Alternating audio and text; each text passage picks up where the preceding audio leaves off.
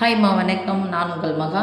7வது பாடத்தில் 5வது கணக்கு. கித்தானை கொண்டு 7 மீட்டர் ஆரமும் 24 மீட்டர் உயரமும் உடைய ஒரு கூம்பு வடிவ கூடாரம் உருவாக்கப்படுகிறது. செவ்வக வடிவ கித்தானின் அகலம் 4 மீட்டர் எனில் அதன் நீளம் காண்க. கித்தானை கொண்டு, கித்தான் எப்படி இருக்கும் உங்களுக்கு? இப்படி இருக்குமா? பையை கொட்டி வச்சுருப்பாங்க இல்லையா? இப்படி இருக்கும். இதுக்குள்ளே தான் நிறைய பொருளை கொட்டி வச்சு அப்புறம் தச்சிடுவாங்க. இதுதான் மேல் பக்கம்னு வச்சிங்கன்னா இதை ஒன்றா தச்சிடுவாங்க. அந்த நெல் பிடிக்கிறதோ அரிசி பிடிக்கிறதோ எப்படியோ. இந்த கித்தானை வச்சுட்டு, இந்த கித்தான் எந்த வடிவத்தில் இருக்குது? செவ்வக வடிவம். அப்போ இந்த கித்தான்லேருந்து தான் என்ன உருவாக்குறாங்க பாருங்க, ஒரு கூம்பு உருவாக்கப்படுகிறது. அப்போது கித்தான் என்பது செவ்வகம் வடிவம். அந்த கித்தானை வச்சு தான் என்ன உருவாக்குறாங்க? கூம்பு வருவாங்க. அதாவது முன்னாடி எல்லாமே இந்த கொடை இல்லாத காலத்தில் ஒரு பக்கம் மூளையை மட்டும் இது உள் பக்கமாக தள்ளணும்னா நமக்கு கூம்புக்கு மாறிடும். அதை தான் வச்சுட்டு தலையில் போட்டுக்கிட்டு மழை கோட்டாக யூஸ் பண்ணிகிட்ருப்பாங்க. நானுமே அது படிக்கும்போது அந்த கித்தானை கூம்பாக யூஸ் பண்ணி அந்த கூம்பு வடிவம் இது இருக்கு இல்லையா, அதை தலையில் போட்டுக்கிட்டு பின்னாடி நீட்டாக இருக்கும். அப்புறம் தலை மட்டும் நனையாமல், பேகு மட்டும் நனையாமல், அது மாதிரிலாம் ஸ்கூலுக்கு போயிருக்கும். ஸோ இந்த கித்தானில் இருந்தால் ஒரு வடிவத்துலேருந்து இன்னொரு வடிவம் உருவாக்கப்படுது. அது என்னவா உருவாகுனா, இந்த வடிவத்துலேருந்து இன்னொரு வடிவம் கிடைக்கிறாங்க. என்ன உருவாக்குறாங்க? கூடாரம் உருவாக்குறாங்க. கூடாரம்னா நமக்கு தெரியும் எந்த வடிவத்தில் இருக்கும்? கூம்பு வடிவத்தில் இருக்குமா? இந்த வடிவத்தில் கூடாரத்தை உருவாக்குறாங்க. அப்போது இந்த செவ்வகத்தின் பரப்பளவு ஈக்குவல் டு என்ன? செவ்வகத்தின் பரப்பளவு ஈக்குவல் டு கூம்பு வடிவ கூடாரத்தின் வலைப்பரப்பு. என்ன மிஸ் வலைப்பரப்புனா? இந்த பாருங்கள், வளைஞ்சிருக்குது, ஞாபகம் வச்சுக்கோங்க. வலைப்பரப்பு இது என்னன்னு சொல்லுவோம்னா சாய் உயரம் சொல்லுவோம். ஸ்லாண்டிங் லைன் சாய் உயரம் எல்லுன்னு சொல்கிறது. இது மையப்புள்ளியிலிருந்து வட்டத்தை தொடும் புள்ளி ஆரம் சொல்லுவோம். இது எந்த வடிவத்தில் இருக்கும்? அடியில் வட்ட வடிவத்தில் இருக்கும். இது பேர் என்ன மிஸ் அப்படின்னு சொன்னால் உயரம். இதை பார்க்குறது உங்களுக்கு எந்த வடிவத்தில் இருக்குன்னு பாருங்கள். செங்கோண முக்கோண வடிவத்தில் இருக்கா? சரி, செங்கோண முக்கோணம் சொன்னாவே நமக்கு ஆட்டோமேட்டிக்காக பித்தாகரஸ் தேற்றம் ஞாபகம் வரணும். ஒரு செங்கோண முக்கோணத்தில் கர்ணத்தின் வர்க்கம் மற்ற 2 பக்கங்களின் வர்க்கங்களின் கூடுதலுக்கு சமம் அப்படின்ற அந்த கான்செப்ட் ஞாபகம் வரணும் உங்களுக்கு. இன்னொன்று, அந்த வலைப்பரப்புனா என்னென்னா, இதையும் பெருக்க போகிறோம். இது என்னது? வட்ட வடிவத்தில் வட்டத்தின் சுற்றளவில் இதை விட்டுறோம். நான் இதை மட்டும் எடுக்கிறேன். வட்டத்தின் சுற்றளவு 2 × πr 2r × π அல்லது π × 2r. நமக்கு 2πrன்றது இது ஒரு πr, இது ஒரு πr, இது ஒரு πr. அப்போ மொத்தம் எத்தனை? 2πr. நமக்கு எடுத்துக்க போகிறது இது மட்டும்தான். அப்போ π × r இதை பெருக்கணும். இன்னொன்று எல்லை பெருக்கிறோம். நமக்கு வலைப்பரப்பு மொத்த பரப்பு அப்படின்னு சொன்னாவே 2 அலகுகள் வரணும். அதனுடைய படி, அந்த கோவையினுடைய படி, அந்த சமன்பாட்டின் படி அல்லது அந்த ஃபார்முலாவினுடைய படி என்னவாக இருக்கும்னா 2ன்னு வரணும். படினா என்னது? அடுக்கு மாடி அடுக்கு மாடிக்கு போகணும் அப்படின்னு சொன்னால் படியில் ஏறி போகணும் அப்படின்னு ஞாபகம் வச்சுக்கோங்க. ஸோ படி 2 நமக்கு வரணும். அப்போ இங்கே ஆர் பெருக்கியாச்சு, இங்கே ஒரு எல் பெருக்கணும். அப்போ π × r × l இதுதான் கூம்பினுடைய வலைப்பரப்பு. அப்போ செவ்வகத்தின் பரப்பளவும் கூம்பினுடைய வலைப்பரப்பும் சமம். செவ்வகத்தின் பரப்பளவுனா ஃபார்முலா, இது அகலம்னு வச்சுக்கிட்டா இது என்னது? நீளம். இல்லை, இது அகலம்னு வச்சுக்கிட்டா இது என்னது? நீளம். பரப்பளவுனானது அடுத்தடுத்த பக்கங்களை பெருக்கிக்கணும். அப்போ நீளத்தையும் அகலத்தையும் பெருக்கினா எனக்கு கூம்பினுடைய வலைப்பரப்பு கிடச்சிரும். இந்த கூம்பினுடைய வலைப்பரப்பு நமக்கு என்ன கொடுத்துட்டாங்க? நான் கித்தானின் அகலம் கொடுத்துட்டாங்க. என்ன கேட்குறாங்க? நீளம் கேட்குறாங்க. அப்போ இது 2த்தில் 1 தான் தெரியுது. அப்போ இது மொத்தமாக தெரிஞ்சிருக்குன்னு அர்த்தம். இப்போ ஃபஸ்ட்டு கூம்பினுடைய வலைப்பரப்பு கண்டுபிடிச்சிடலாம். கூம்பினுடைய வலைப்பரப்பு கண்டுபிடிக்கணும்னா உயரம் தெரியுது, ஆரம் தெரியுது. யார் தெரியணும்னா சாய் உயரம். எனக்கு உயரம் தேவையில்லை, ஃபார்முலாவில் உயரம் இல்லை. அதுக்கு பதிலாக யார் வேணும்? எனக்கு சாய் உயரம் வேணும். இது எந்த வடிவத்தில் இருக்குன்னு சொல்லியாச்சு? செங்கோண முக்கோணம். அப்போ செங்கோண முக்கோணத்தில் கர்ணத்தின் வர்க்கமான, செங்கோணத்துக்கு எதிர் திசையில் இருக்கிறது கர்ணம். கர்ணத்தின் வர்க்கமானது மற்ற 2 பக்கங்களின் வர்க்கங்களின் கூடுதலுக்கு சமம். அப்போ இந்த 2 பக்கம் கொடுத்துட்டு அந்த 3வது பக்கம் நம்மளால் என்ன பண்ண தெரியணும்? சாமி கண்டுபிடிக்க தெரியணும். 8ஆம் கிளாஸ்லேயே உங்களுக்கு நான் நிறைய சொல்லி கொடுத்துட்டேன். 8ஆம் கிளாஸ்லேயே நீங்கள் படிச்சுட்டு வந்திருப்பீங்க. என்னென்னா பித்தாகோரியன் தொகுதிகள்னு சொல்லிட்டு 8ல் ஷார்ட்டாக இருக்கும். அப்போ எதிராக பித்தாகோரியன் தொகுதிகள் அப்படின்னா ஈஸியாக ஞாபகம் வச்சுங்க. குரூப் எக்ஸாமில் பித்தாகோரியன் தொகுதிகள் எந்தெந்த நம்பர்? பேசிக் நம்பர்னு சொல்கிறேன். இந்த கணக்கில் உங்களுக்கு சொல்லிடுறேன். 3, 4, 5 இதனுடைய மடங்கு 2 மடங்கு. நான் டபுள் ஆக்குங்க. 8, 10.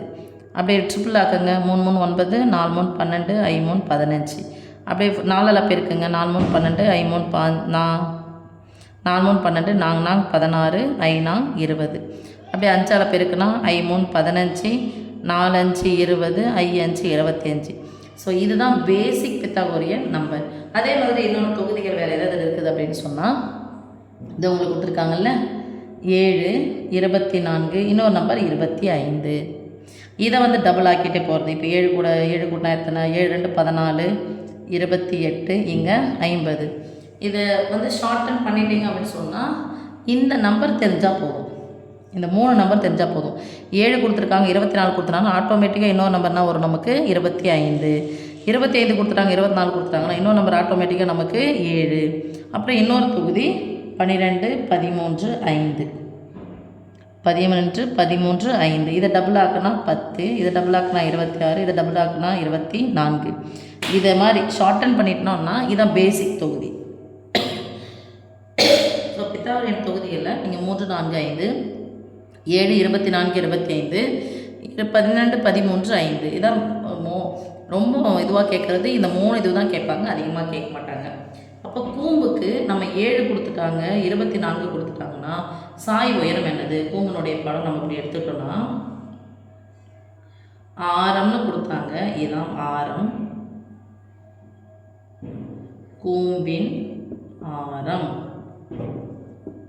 R = 7 metre. அப்புறம் 24 மீட்டர் உயரமும் உடைய உயரம் H = 24 மீட்டர். This implies சாய் உயரம் எனக்கு வேணும். ஏன் சாய் உயரம் வேணும் அப்படின்னு சொன்னால் நான் கண்டுபிடிக்க போகிறது கூம்பினுடைய வலைப்பரப்பு.